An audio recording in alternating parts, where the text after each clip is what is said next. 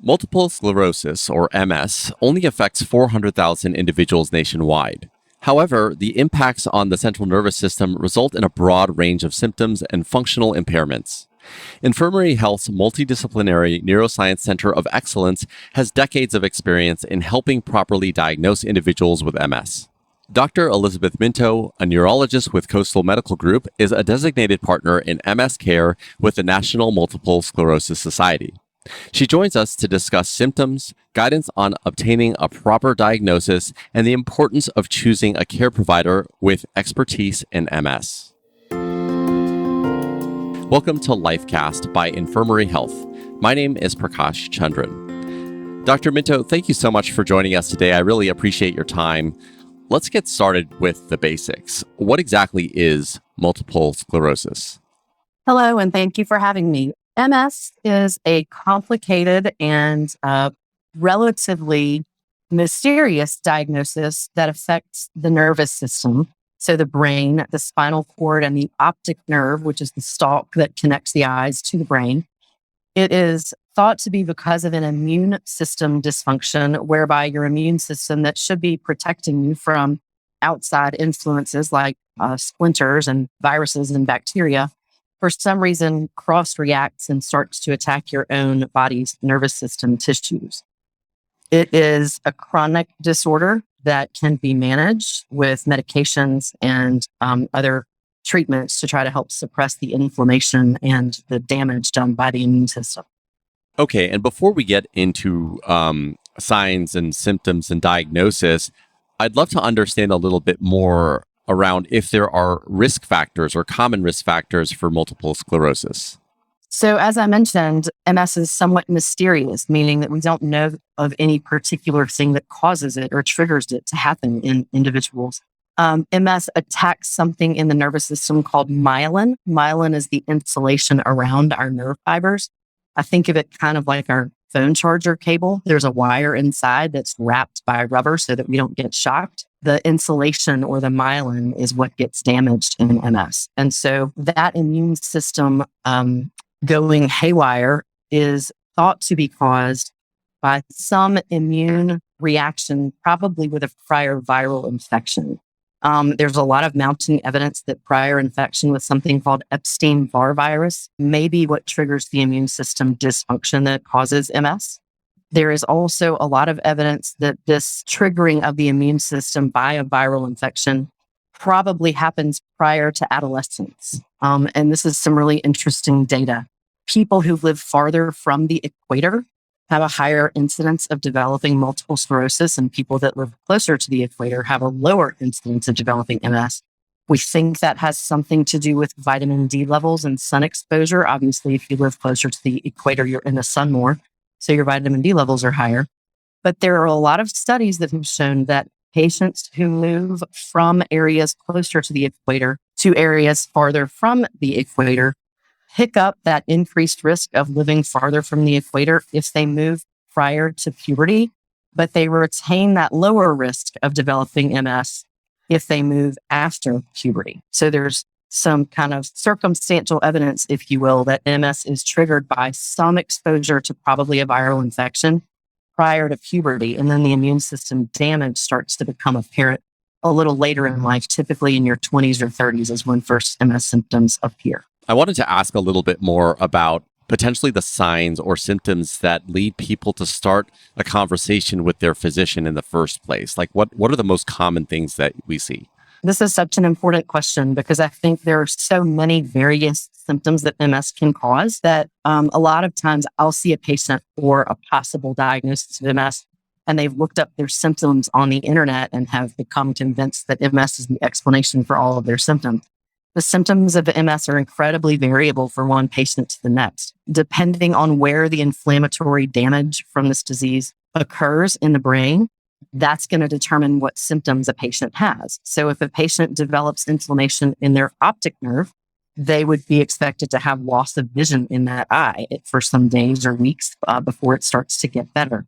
If a patient develops inflammation in what's called the brainstem, which is the stalk that connects the brain to the spinal cord, they may be expected to have completely different symptoms. They may have vertigo. They may have double vision. They may have difficulty with weakness or numbness on one side versus the other.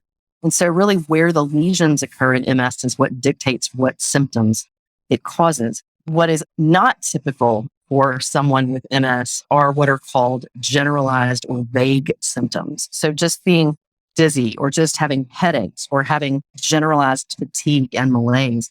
Those are symptoms that patients with MS do experience, but just those symptoms alone shouldn't cause concern that MS is the explanation. So it can be a really complicated and difficult disease to get an accurate diagnosis for. It's also important to note that symptoms like vision loss or weakness or numbness on one side or the other can be caused by lots of other different disorders, strokes, brain tumors, infections. Lots of other explanations for these symptoms have to be considered and excluded before we arrive at MS as an accurate diagnosis. So it can be really complicated, and it's important to be under the care of someone with experience diagnosing MS and undiagnosing MS when it has been inaccurately diagnosed before embarking on a treatment plan. Yeah, I'd love to expand on that a little bit because it is typically so complicated to diagnose MS given the varied symptoms. How does one get traditionally diagnosed? Like, can you explain at a high level what combination of signs and symptoms might tell you that someone does in fact have it? So there are some symptoms that we consider to be, quote, typical demyelinating symptoms, unquote. So a common presenting symptom of MS, as I mentioned, might be loss of vision in one eye or double vision. Another common symptom might be weakness or numbness or both on one side of the body versus the other, since the brain works in halves. The right side of the brain controls the left side of the body and vice versa. For any patient who presents with symptoms that may be suggestive of MS, the first thing I'm going to order is an MRI scan of the brain and usually also of the spinal cord, because there is a formal diagnostic criteria for MS called the McDonald criteria. And the very first points on that diagnostic criteria are that a patient with MS has more than one MRI lesion in more than one location in the central nervous system. And so if I get an MRI and there are no lesions, then I know without a doubt that MS is not the explanation for this patient's symptoms. Another test that is commonly ordered is called a lumbar puncture, and that really strikes fear into a lot of patients' hearts. But at the end of the day, it is basically collecting spinal fluid through a small needle at the base of the back, and it's basically no more complicated than a blood draw. It's just drawing different fluid. But looking at various proteins and cells in the spinal fluid can support or not support the diagnosis of multiple sclerosis. So anyone who's being considered as possibly having MS should absolutely be having an MRI, a lumbar puncture, plus or minus some other lab work, depending on what other symptoms might suggest other workup. Now, I want to move on to how MS is treated. So can you broadly speak about this and also address if MS can actually be cured? So at this point in human history, there's not a cure for MS. We know that if we start MS treatment sooner, so getting an accurate diagnosis sooner, we can definitely stave off some of the disease progression that is a natural part of this diagnosis is progression. When I first entered practice, there were 4 FDA-approved treatments for multiple sclerosis, and today there are 20. So I think that's one of the most exciting things about being a multiple sclerosis care provider is that the treatment options have amazingly expanded in a relatively short time. Unfortunately, all of our disease treatments at this point are approved to prevent future disease activity, but we haven't reached a point where we have a treatment that can reverse the established deficits that have already occurred from MS. So that's why it's so important to start treatment early. Treatments vary along a spectrum of safety and efficacy. There are first line, second line, third line, even fourth line treatments.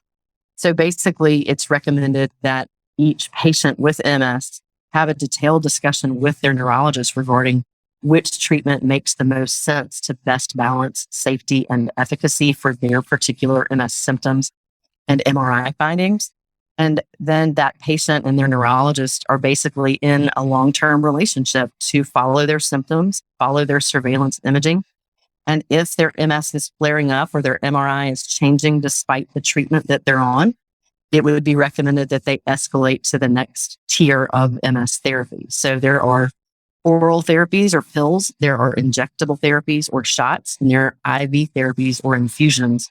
And so each patient really has to have their therapy tailored to their particular disease severity and how it's behaved over the years. So one of the last things I wanted to ask you is, what does it mean to be a partner in MS care? And why is it important to choose a provider with knowledge and expertise in caring for MS? Well, as I mentioned, multiple sclerosis can be a difficult disorder to get an accurate diagnosis for. There are textbooks filled with all of the various conditions that can cause white spots to form on a brain MRI. And so it's critically important that we not misdiagnose the patient as having MS as the explanation for their symptoms and their MRI findings, because the last line of the diagnostic criteria is the most important one, in my opinion. And it says that symptoms are not better explained by an alternative diagnosis.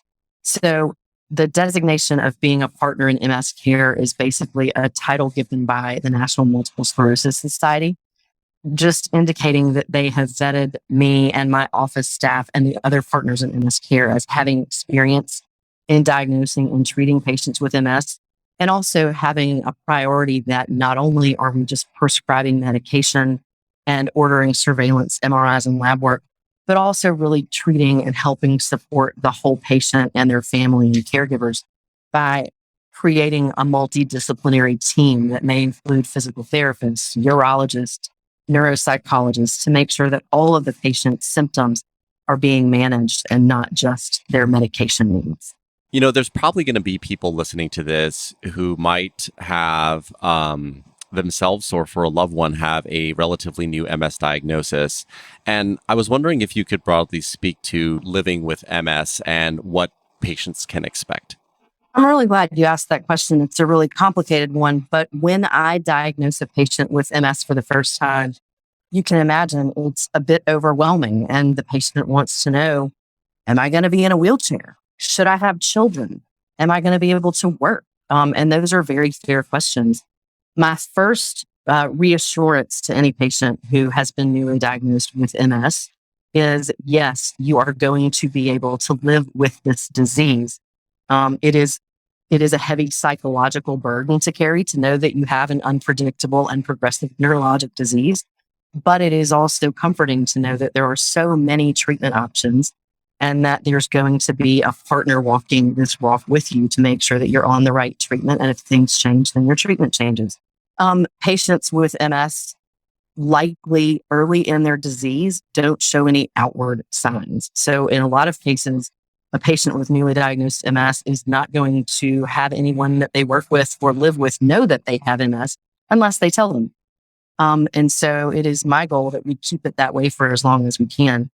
Patients with MS are encouraged to maintain physical activity levels, to continue to work as long as they feel physically and mentally able, to have children. Believe it or not, there is data that patients who have more children who are living with MS actually have less disease progression because the condition of pregnancy seems to lower the autoimmune disease activity of MS.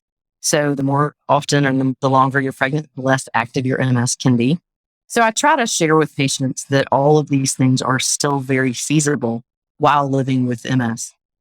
It's important to be compliant with medications and to discuss any side effects with your neurologist rather than just stopping medication. And I think my biggest encouragement to patients when they receive this diagnosis is there's really two ways that I see people handle this. One is that it becomes their identity and it's all that they think about, and it really reshapes their the way that they see the world and the way that they see themselves. And another reaction is to see it as an inconvenience and something that they are going to get through and that they are going to treat and that they are going to fight. And so I really encourage people to do the best that they can to go with that latter approach of it being an inconvenience, but something that we're going to tackle. Dr. Minto, I think that is the perfect place to end. Thank you so much for your time. Thank you for having me.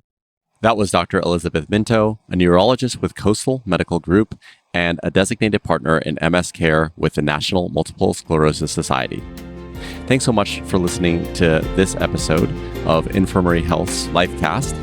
Visit infirmaryhealth.org to learn more about our multidisciplinary neuroscience program or to find a physician near you. My name is Prakash Chandran. Thanks again for listening, and we'll talk next time.